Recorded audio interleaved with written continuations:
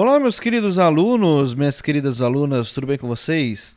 Sejam bem-vindos a mais um estudo de mercado, onde eu vou mostrar para você nesse vídeo como você pode fazer para encontrar no seu gráfico as melhores regiões para você operar utilizando o método OED.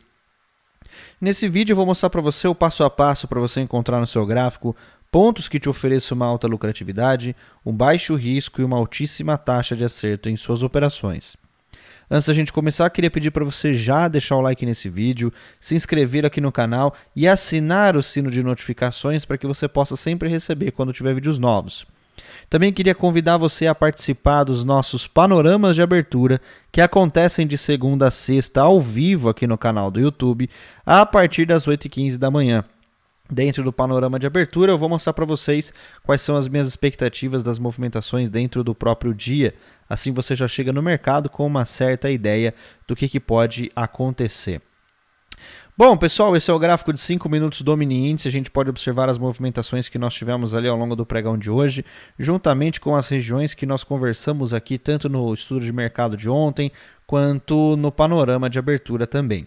Essas regiões elas acontecem justamente porque o mercado acaba rompendo esse change, esse breakout structure aqui no caso, dando continuidade à movimentação da tendência de baixa. Então, uma vez que ele quebra essa estrutura, uma vez que a gente tem ali o rompimento dessa estrutura indicando continuidade do movimento de baixa, o mercado acaba trabalhando dentro de uma nova referência a partir desse ponto. E essa nova referência acaba sendo esse movimento todo, onde nós tínhamos aqui região de 50%, e quem quer vender, obviamente, quer vender o mais caro possível. Então, nós teríamos aqui uma região de prêmio para ser a nossa região de venda. Aqui na parte de baixo, nós temos a nossa região de desconto e também nós temos o que nós chamamos de ponto A, que é o ponto menos líquido do movimento, onde ele poderia transportar o dinheiro até a zona mais líquida, que seria o ponto B. Então aqui nós temos o que nós chamamos de movimento de mitigação e aqui nós temos o que nós chamamos de movimento de impulsão. O mercado na parte superior oferecia para nós aqui 2 order blocks válidos dentro desse movimento e um fair value gap também com expectativa de entradas utilizando o modelo de risco. Aqui na parte de baixo nós temos o movimento de um order block comprador, no caso um order block de demanda e 2 order blocks também de demanda dentro do movimento secundário dessa mitigação, utilizando ali a possibilidade do confirmation entry para gerar ali, obviamente, o movimento que transportaria o dinheiro até a região mais líquida para a gente vender. Hoje, minha única operação aqui no mini índice foi exatamente uma movimentação de truco dentro dessa região, onde nós tínhamos aqui nesse ponto uma região predominantemente compradora, onde nós aguardávamos ali a possibilidade de um confirmation entry, e o mercado acaba gerando para mim uma oportunidade de trabalhar contra esse fluxo desinformado de ordens ali, vendendo em uma região predominantemente compradora. Uma vez que eu observo isso, eu acabo fazendo um movimento de compra logo próximo a essa região de fundo, stopzinho curto ali, o alvo estava lá na máxima do dia, totalizando 910 pontos ali, um trade com relação risco-ganho de 9-1. Ou seja, a cada R$1 que eu estava arriscando nessa operação, a minha recompensa foi de 9 vezes maior do que o meu risco. Então a gente pode observar ali, quando a gente trabalha com uma manipulação de sell side liquidity aqui no caso, né? Nós temos ali operações altamente lucrativas com baixíssimo risco, porque a gente acaba utilizando o fluxo desinformado para estar se aproveitando desse movimento todo como combustível das operações. Para o pregão de amanhã eu vou acabar removendo todo esse ponto, porque o mercado acabou não dando continuidade, né? Obviamente ali a movimentação do fundo, isso vai fazer com que nós tenhamos aqui a presença de um sell side liquidity bem relevante para nós, tá? Na parte superior nós temos a presença de um buy side liquidity também, dentro deste topo quanto deste outro topo aqui. São duas regiões que o mercado pode gerar uma manipulação dessa região toda aqui de topo. Como o mercado não acabou ganhando a quebra da estrutura, nós ainda estamos trabalhando dentro daquele range que aconteceu ali a partir do movimento desse breakout structure aqui.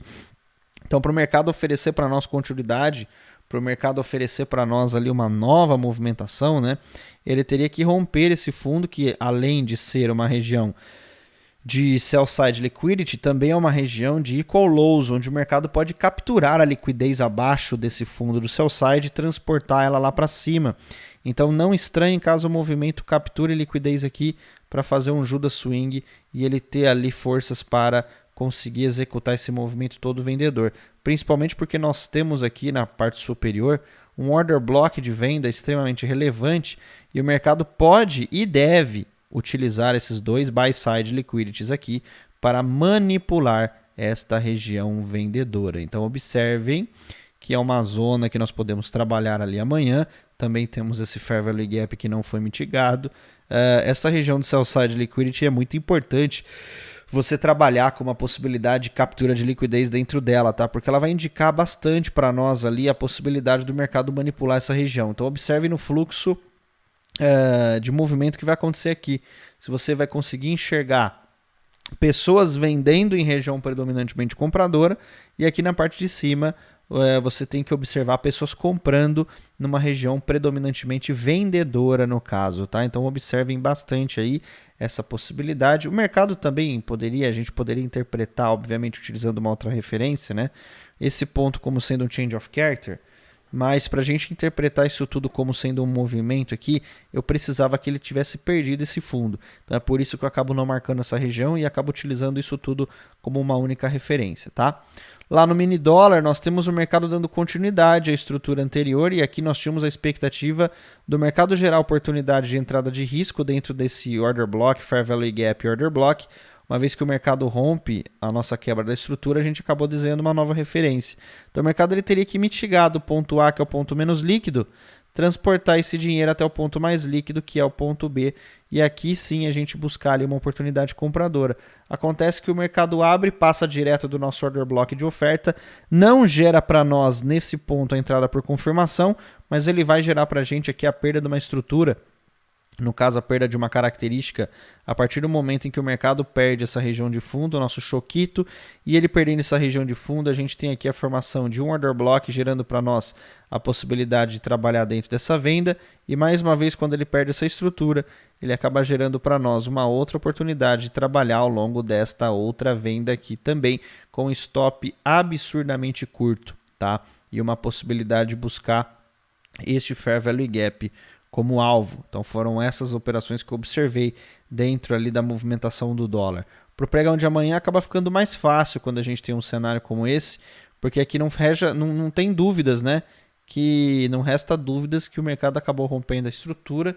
Ele rompendo a estrutura, a gente vai desenhar uma nova referência e o mercado desenhando essa nova referência, obviamente ele vai mitigar a favor dessa referência principal. No caso, a referência principal é uma referência de alta. Portanto, nós temos que observar aqui oportunidades compradoras o mais barato possível dentro das regiões aqui de demanda. Então, eu tenho aqui um order block que eu poderia marcar esse movimento comprador. Tenho outro order block aqui também que eu poderia marcar este movimento comprador, tá? São duas regiões que eu acredito serem interessantes ali para a movimentação toda. Este ponto aqui, ó, vai ser utilizado como inducement, tá? É um ponto aqui que o mercado vai utilizar como manipulação para que as pessoas acabam sendo induzidas ao erro e as pessoas sendo induzidas ao erro acabaria gerando ali um movimento a favor ali dos order blocks, né? Vai acabar criando uma movimentação de stop que vai acelerar ali todo o mercado poder capturar estes order blocks na parte inferior utilizando a tradicional movimentação de risco aqui. Nessa parte superior também existe liquidez, então seria muito possível o mercado fazer um movimento aqui de sweep de liquidez para depois continuar caindo, tá? Principalmente porque a gente teve ali a perda da característica e então observem bastante que existe esse outro order block aqui, vou até acabar marcando. Esse cara aqui é um order block importante para o movimento de mitigação e a gente pode ter ali uma oportunidade de entrada, né? Para a gente poder capturar esse movimento de mitigação todo e transportar o dinheiro até o ponto mais líquido dentro do mini dólar. No Euro USD, gráfico de 60 minutos, esse que está bem travado ali, né? Nós não tivemos o movimento que retornou ali até o order block validado. A movimentação basicamente era o nosso trade de confirmation entry, certo?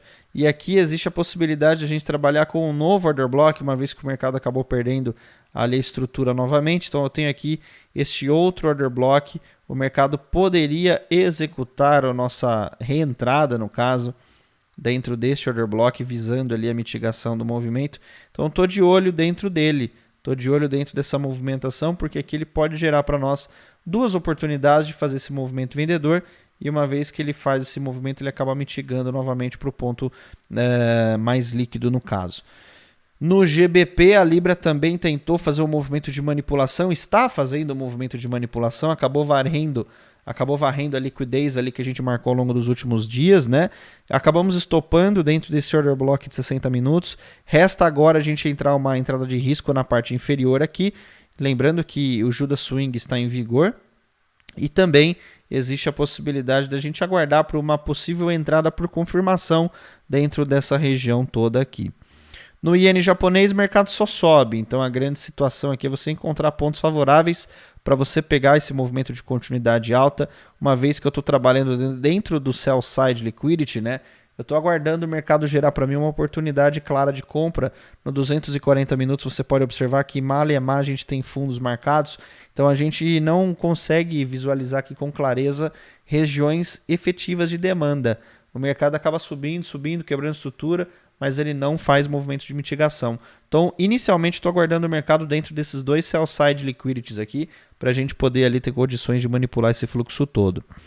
No nosso ouro, como eu já falei para vocês na parte da manhã, o mercado precisaria perder a quebra da estrutura para gerar uma nova movimentação, e o mercado quebrando essa perda de estrutura aqui, né, ele poderia voltar até essa região superior, e uma vez que ele voltasse dentro dessa região superior aqui, capturaria o dinheiro aprisionado dentro do buy side liquidity e utilizaria isso como combustível para acelerar a movimentação até o Fair Value Gap, gerando para a gente uma oportunidade de entrada na manipulação desse buy side liquidity. Beleza? Bom, senhoras e senhores, vejo vocês amanhã no nosso panorama de abertura. Muito obrigado a todos, um grande abraço para vocês, fiquem com Deus e até a próxima.